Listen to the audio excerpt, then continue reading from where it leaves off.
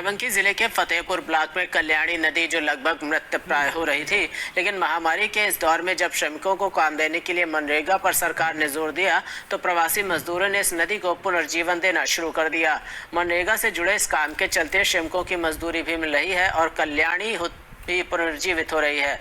आइए देखते हैं इस पर एक खास रिपोर्ट। प्रकृति ने मनुष्य को जीने के लिए अनेक सारी सौगातें दी हैं, लेकिन धीरे धीरे समय के साथ ये सौगातें कम होती गई। मनुष्य उन चीज़ों पर जाकर के निर्भर करने लगा जो प्रकृति से दूर थी, और यही कारण था कि प्रकृति के जो वास्तविक जल स्रोत थे उन जल स्रोतों को धीरे धीरे या तो लोगों ने पाट लिया या उन्हें समाप्त प्राय कर दिया। ऐसी स्थिति में जबकि कोविड-19 का चौथा लॉकडाउन का चरण चल रहा है, अनेक श्रमिक जो है बाहर से चल करके गाँव में आ रहे हैं, अपने घरों को लौट रहे हैं। एक बड़े रोजगार की समस्या भी दिखाई दे रही है। कमोवेश यही सोच करके प्रधानमंत्री नरेंद्र मोदी ने भी कहा कि ये आपदा है और इस आपदा को अवसर में बदला जाए। इस वक्त मैं खड़ा हूँ, कल्याणी नदी है, बाराबंकी जिला है, फतेहपुर ब्लॉक है, जहाँ पर ये मजदूर काम कर रहे हैं। ये वो मजदूर हैं जो परदेश से लौट करके आए हैं, जिन्होंने परदेश छोड़ करके फिर अपने गाँव का रुख किया। लगभग 175 किलोमीटर लंबी यह नदी आप देख सकते हैं कि पूरी तरीके से यह मृत प्राय हो चुकी थी, लेकिन संकल्प लिया यहाँ के लोगों ने, यहाँ के सरकारी व्यवस्था ने कि मनरेगा योजना के तहत इस नदी को फिर से एक बार पुनर्जीवित किया जाए। हमारे साथ इस वक्त मौजूद हैं फतेहपुर ब्लॉक के खंड विकास अधिकारी।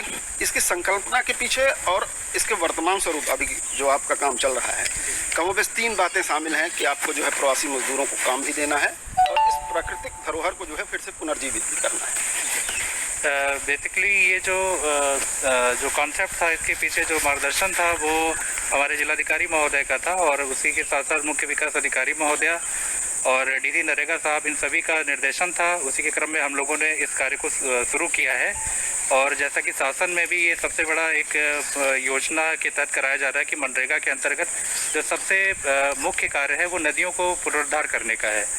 तो इन कार्य के पीछे यही एक संकल्पना थी, और इसके पीछे सबसे बड़ा जो हमें प्रशासन का तो सहयोग मिला ही है, साथ ही साथ यहाँ के जो निवासी हैं मवैया ग्राम पंचायत के, और उनमें भी कई लोग जो बाहर से आए हैं इस लॉकडाउन के समय या उससे थोड़ा सा पहले, उन लोगों ने भी इसमें कार्य लगातार वो लोग कार्य कर रहे हैं, और उनको रोजगार का संसाधन यहाँ से मिल रहा है, आजीविका का साधन मिल रहा है।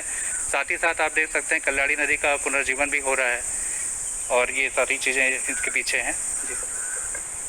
औद्योगिक विकास की दौड़ में भागम भाग में कहीं न कहीं प्रकृति का जो मूल स्वरूप था वह गायब हो गया था, लेकिन इन 50 दिनों से भी अधिक समय के लॉकडाउन में जबकि लोग घरों से नहीं निकल रहे हैं, प्रकृति ने अपना वास्तविक स्वरूप दिखाया है।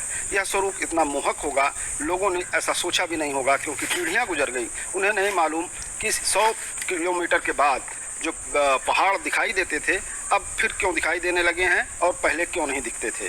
हम बात करेंगे यहाँ पर ऐसे मजदूरों से जो जिनको अपना काम धाम बाहर छोड़ करके आना पड़ा, और उसके बाद यहाँ पर उन्हें फिर से रोजगार मिला है। नदी जब से खुदाई लाग तो ऐसे सबको लॉकडाउन होएगा, कोई सुविधा नहीं रहेगा, तो इधर से कोई आवे लगे हम काम करे।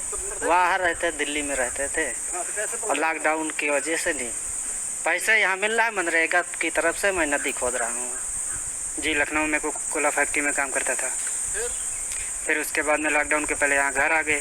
घर आने के बाद 15 दिन घर पे रुके। 15 दिन घर पे रुकने के बाद जो है यहाँ मनरेगा में काम चल रहा था, यहीं पर आते हैं और काम करते हैं। 201 रुपये मजदूरी मिलती है, उसी से जीवन यापन होता है। ऑटो चलाते थे, अब यहाँ काम मिला गाँव में, तो गाँव में कर रहे हैं। दिल्ली में रहते हैं, आने के बाद यहाँ घर पर हैं। काम यहाँ भी मिल गया है? काम यहाँ पे नरेगा मिल गया था, नरेगा गए थे। इतनी बड़ी आपकी साइट है, आप बता रहे हैं कि 450 से अधिक मजदूर काम कर रहे हैं। क्या कुछ गाइडलाइंस के हिसाब से आपने यहाँ कर रखा है? जी बिल्कुल, कोविड-19 के दौरान जो हम लोग को इंस्ट्रक्शन मिला है बहुत बृहद स्तर पे कि मनरेगा साइट पे जो भी कार्य हो उनमें सोशल डिस्टेंसिंग का अनुपालन कराया जाए मजदूरों के बीच में, साथ ही साथ उनको मास्क दिया जाए, मास्क का प्रयोग करें सभी मजदूर।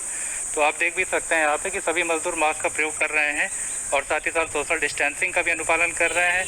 मौके पर सैनिटाइजर भी उपलब्ध है, जिसे समय समय पर सभी मजदूरों को दिया जाता है हाथ सैनिटाइज करने के लिए। तो इन सभी व्यवहारिक जो निर्देश है वो हम लोग करवा रहे हैं। जैसा कि आप सब जानते हैं कि हम सब के जनपदों में और विशेषकर पूर्वांचल के जो जनपद हैं हमारे, वहाँ पे भारी संख्या में हमारे प्रवासी श्रमिक भाई दूर दूर से आए हैं, महाराष्ट्र से, गुजरात से, दिल्ली से, हरियाणा से और भी अन्य प्रांतों से। तो हम लोग तो इसे एक अवसर के रूप में देख रहे हैं। इन सभी लोगों को हम लोग चाहते हैं कि तत्काल इनको हम जितनी जल्दी हो सके एम्प्लॉयमेंट की अपॉर्चुनिटीज़ वो मुहैया करवाएं, और उसके लिए एक बहुत ये कारगर माध्यम है जो हमारी नरेगा में है।